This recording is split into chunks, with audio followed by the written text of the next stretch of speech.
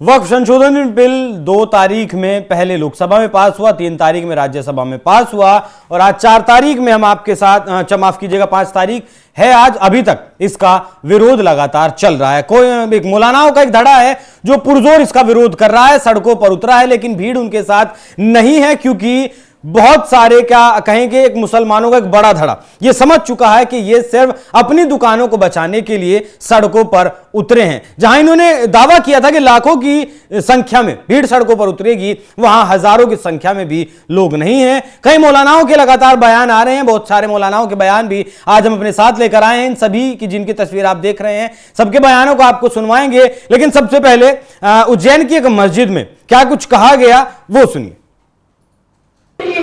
और जहां इस्लाम है वहां खौफ नहीं है। मुसलमान डरने वाला नहीं है। किसानों से बाहर इख्तियार करके लड़ाएंगे इंशाअल्लाह। कानून होगा देना पड़ेगा। ये कानून क्या है आपको पता है? हमारे भाई ने सवाल किया है। ये कानून हमारी जायदाद को, हमारे कब्रिस्तान को, हमारे मस्जिदों को, कब्रिस्तानों को, मदरसों को हथियाने वाले कानून पेश किया गया है। सर इन लोगों के पता नहीं समझ नहीं आ रहा है कि ना तो कब्रिस्तानों को कुछ होगा, ना मस्जिदों को कुछ होगा, ना मदरसों को कुछ होगा। मतलब लिखा हुआ भी है, लोग बोल बोल कर थक गए, पता नहीं कौन सी मिट्टी के बने हैं लोग। नहीं, ये अभी तो आपने एक वीडियो देख लिया। हाँ, इस देश के मस्जिदों में मौलाना इस तरह की बातें कर रहे हैं कि तुम्हारी मस्जिदें छीन जाएगी, तुम्हारी कब्रिस्तान छीन जाएंगे, जहां जहां तुम्हारा मजार है उस पर कब्जा कर लिया जाएगा, मुसलमानों तुम्हें इबादत की जगह नहीं मिलेगी। ये लिटरली बताया जा रहा है। अब कौन वक्फ बिल संशोधन बिल का ड्राफ्ट लेके बैठा हुआ है जो वहां पढ़ेगा? एक बार ये कहने के बाद उधर से मौलाना नारे लगाते हैं, नाराए तकबीर, पीछे से अल्लाह अकबर, हो गया खत्म। डिटेल्स में जाना कितने लोग चाहते हैं और चल रहा है ये। आपको पास एक वीडियो पहुंचा है, मेरे पास कम से कम कल से लेकर 10 वीडियो आ चुके हैं। जब कहीं कोई भीड़ को भड़का रहा है, कोई ये हर कोई चाह रहा है किसी तरह भीड़ सड़कों पर उतर के दंगे फसाद शुरू कर दे, लेकिन धन्य है भारत के मुसलमान जो इन मौलानाओं के कहने पर कोई नहीं आ रहा है, कोई नहीं उतर रहा है, सब शांति से बैठे बैठे मुस्कुरा रहे हैं। बोले मुल्ला आज आप आए हो। 1 मिनट रोकूंगा। हाँ सुनवाइएगा जरा। एक और मौलाना है, उन्होंने क्या कुछ कहा। वक्फ की जमीन बेची जा सकती है? नहीं बेची जा सकती। आपकी मस्जिद की जमीन वक्फ की प्रॉपर्टी मुतवल्ली नहीं बेच सकता। मदरसे की जमीन वक्फ की प्रॉपर्टी ये मोहतमिम नहीं बेच सकता, लेकिन बेची गई करोड़ों की आमदनी है। अगर वक्फ बोर्ड चाहता तो भारत के मुसलमानों की तकदीर बदल सकता था, लेकिन नहीं जनाब, तकदीर बदली जा सकती थी लेकिन नहीं बदली गई। ये चीज क्यों नहीं समझ आती लोगों को? एक मैं इंटरेस्टिंग बात बताता हूं। कब्रिस्तान में दफन होने के लिए जो वक्फ बोर्ड के कब्रिस्तान में मुसलमान ही जाते हैं। पता है लखनऊ में एक कब्र की रेट क्या है? ये मोहसिन रजा हैं, उत्तर प्रदेश में शायद मंत्री हैं अल्पसंख्यक मामलों के। अच्छा रहे। उनका मैं बयान सुन रहा था, उन्होंने कहा कि लखनऊ में एक कब्र की कीमत 5 लाख रुपए, मतलब दफनाने के लिए आपको 5 लाख देने पड़ेंगे तब 2 गज जमीन मिलेगी आपको। क्यों? और रेट तय है भाई वहां पे। यही तो वक्फ का कमाल है। और वो 5 लाख रुपए जाते किनके पास है? नहीं उस जगह में सब खास क्या है? संगमरमर लगता है क्या वहां? नहीं, कब्रिस्तान है, कब्रिस्तान में ही आप दफनाए जाएंगे। हाँ। लखनऊ के कब्रिस्तान में दफनाना है तो पहले 5 लाख रुपए ढीले करो, मौलाना साहब को दो, तब आप अपने परिजनों को दफन कर सकोगे। ये किसके साथ शोषण है? ये मोहसिन रजा बता रहे थे। हिंदुओं के साथ तो शोषण जिन्होंने कब्रें बेची, मुसलमानों की कोठियां बेची और खुद अरबपति बन गए, वो आज ये धमकी दे रहे हैं कि इस देश को करबला बना देंगे। आम मुसलमान सोचे कि जब आपके अपने वालिद मर रहे थे, आपकी मां मर रही थी, आपका भाई मर रहा था, लाश पड़ा हुआ था और 5 लाख आपसे कौन नोच रहा था? और ये वक्फ की जमीनें क्यों दी गई थी? ताकि आम मुसलमानों के काम आ सके। बताइए कितने अनाथालय बने हैं, कितने यतीम खाने बने हैं, कितने महिला बच्चियों को शिक्षा दी जा रही है वक्फ के पैसों से? बताइए ना। दिया ही नहीं है तो बताएंगे कैसे सर? एक ही सवाल पूछ के आप लोग भी थक गए, हम भी थक गए। अपने अपने खुद के लिए बड़ी बड़ी कोठियां, बीएमडब्ल्यू कारें या मर्सिडीज कारें और इस तरह कारों में घूम रहे हैं।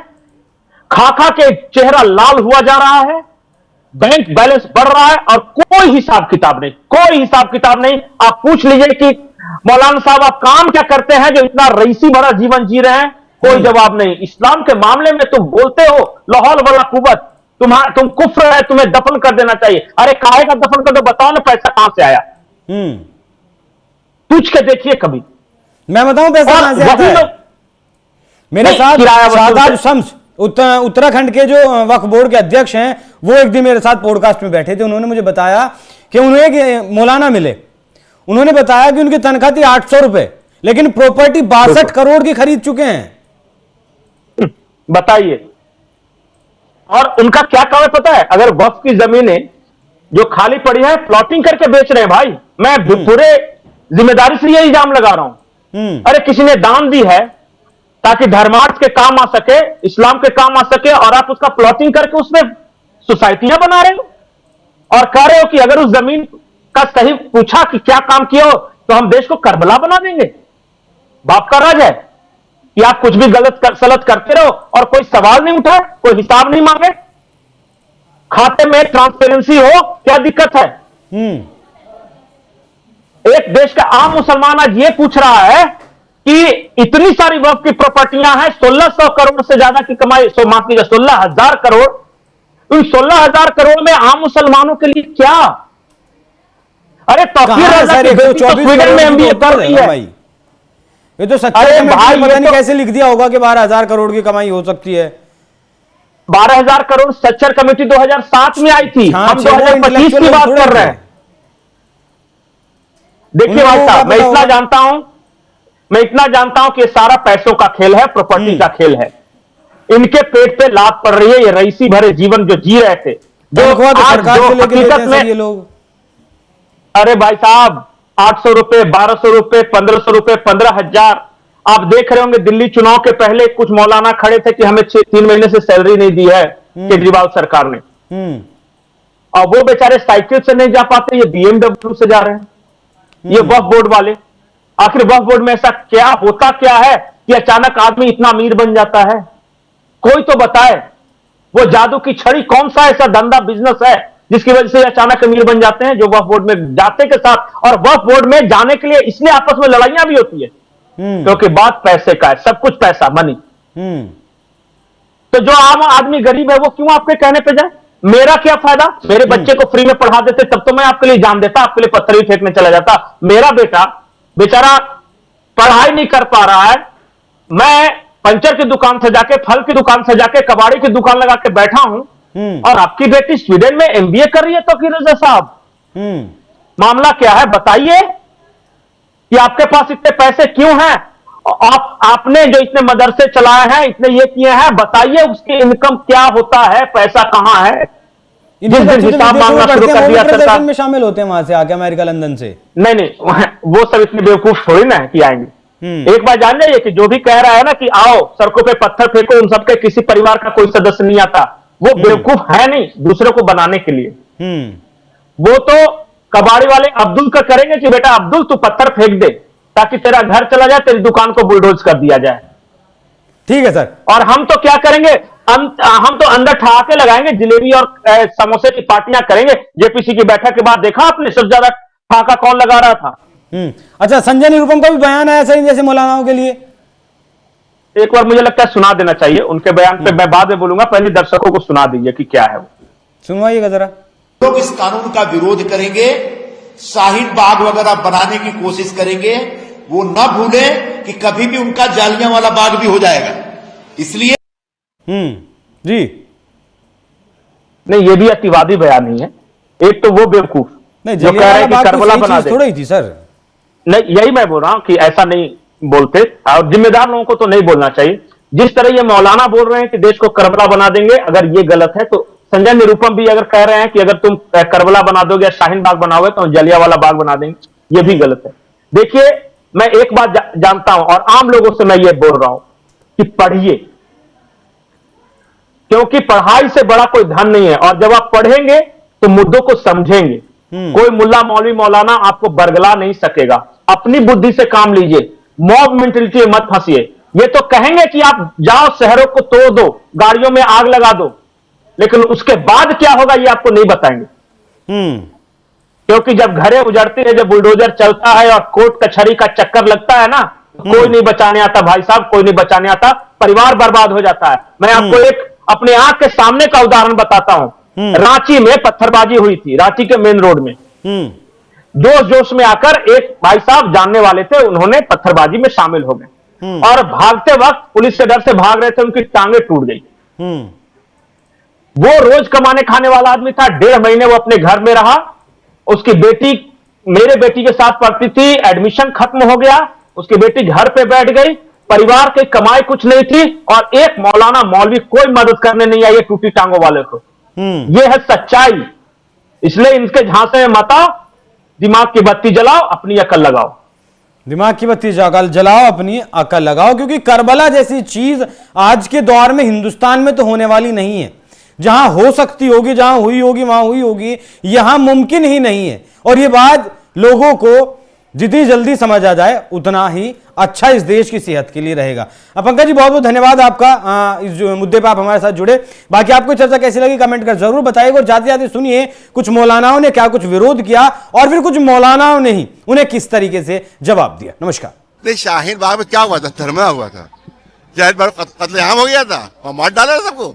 वहां धरना हुआ था, धरना तो कोई भी कर सकता है। जब गांधी जी ने धरना किया तो हम नहीं कर सकते, नेहरू जी ने धरना किया हम नहीं कर सकते। तो जो जिस तरह गांधी जी ने आंदोलन चलाया था वो उसी तरह से आंदोलन। जिन लोगों ने वक्फ की जायदादों का दुरुपयोग किया है तो वो वक्फ के लुटेरे हैं, तो उनके खिलाफ कड़ी कार्रवाई हो। हुकूमत एक आयोग बनाए जिसमें यह जांच की जाए कि पिछले 75 सालों में वक्फ से गरीबों को कितना फायदा हुआ है और अमीरों को कितना फायदा हुआ है। और पानी का पानी और दूध का दूध होने के बाद में फिर ऐसे लोगों के खिलाफ जिन्होंने आज ये हाल बना दिया है कि गरीब वक्फ से तरस रहा है और मालदार वक्फ से जेब भर रहा है, इसके खिलाफ भी कार्रवाई होनी चाहिए। वक्फ बिल में वो चीजें जो वक्फ जायदादों की तहफ्फुज के लिए हैं और गरीबों की तरक्की के लिए हैं, बिल्कुल समर्थन। वक्फ संशोधन बिल पार्लियामेंट में पास हो चुका है। मैं तमाम उन मेंबरान पार्लियामेंट का शुक्रिया अदा करता हूं जिन्होंने इस बिल के पक्ष में वोटिंग की, और मैं भारत सरकार को भी मुबारकबाद देता हूं कि गवर्नमेंट ने एक अच्छा कदम उठाया, बुराई के खात्मे के लिए एक अच्छी पहल की। होता यह था कि वक्फ बोर्ड के चेयरमैन जो लोग भी इस बॉडी पे काबिज होते थे, ये भू माफियाओं से मिल करके करोड़ों की जमीनों को रेवड़ियों के भाव बेच देते थे, खुर्द-बुर्द करते थे। वाकिफ की मंशा के मुताबिक काम नहीं होता था। वाकिफ की मंशा ये थी कि उससे होने वाली आमदनी गरीब, कमजोर, बेवा और यतीम मुसलमानों पर खर्च की जाए, मगर ये तमाम चीजें न हो करके ये सब अपनी पॉकेट में जाती थी। मगर अब वक्फ संशोधन बिल के पास हो जाने पर हमें उम्मीद जगी है कि इंशाअल्लाह कुछ अच्छा काम होगा और गरीब मुसलमानों की आर्थिक तंगी में एक जबरदस्त